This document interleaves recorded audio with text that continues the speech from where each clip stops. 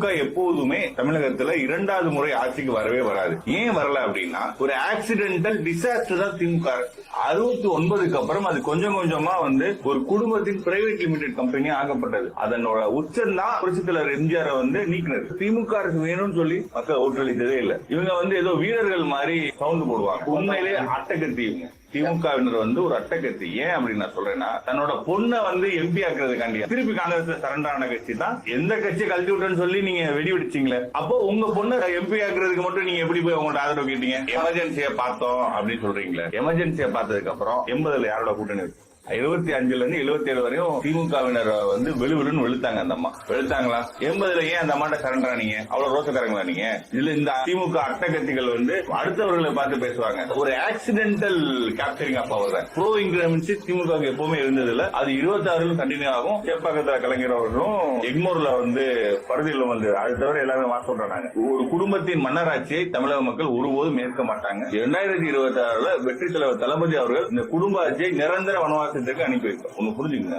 ஒரு வேவ் மக்கள் இந்த அரசு வேணாம்னு முடிவு பண்ணிட்டா நீங்க எத்தனை கட்சிகள் ஏதாவது தோக்கடிப்பாங்க. 98 தேர்தலில் திமுக 6 எம்பி ஜெயிச்சிருந்தாங்க. அந்த 6 எம்பிக்களும் பிஜேபி ஆதரித்தார்கள். அப்படி ஆதரிக்கலன்னா பிஜேபி 7 ஓட்டு வித்தியாசத்தில் தோத்துருக்கும். மூப்பனார் அவர்களுக்கு இருந்த ஒரு கொள்கை பற்று, பிடிப்பு, போலி நாடகம் போடும் இந்த திமுக. Bro, what bro? It's very, very, very wrong bro. திமுக எப்போதுமே தமிழகத்துல இரண்டாவது முறை ஆட்சிக்கு வரவே வராது. ஏன்